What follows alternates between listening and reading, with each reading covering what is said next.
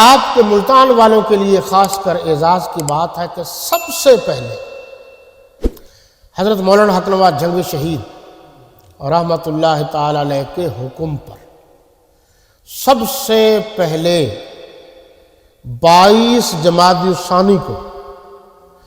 حضرت سیدنا صدیق اکبر رضی اللہ تعالی عنہ کے وصال پر جو احتجاجی اور مطالباتی جلوس نکالا گیا، سب سے پہلے پاکستان میں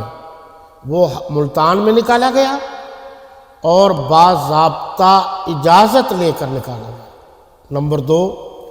سب سے پہلی کانفرنس خلیفہ بلا فصل کانفرنس، ہمارے دوستوں کو یاد ہے حضرت مولانا حق نواز جھنگوی شہید رحمۃ اللہ تعالی علیہ کے حکم پر باضابطہ مولانا سلطان محمود ضیاء صاحب اور باقی ساتھیوں نے مل کر اجازت لی، اجازت لے کر کانفرنس کی، جلوس کی بھی اجازت لی، کانفرنس کی بھی اجازت لی۔ پھر یہ دونوں اجازت نامے جو سرکاری طور پر تھے،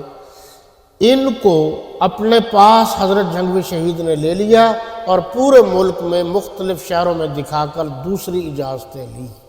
تو یہ اعزاز بھی ملتان والوں کو حاصل ہے۔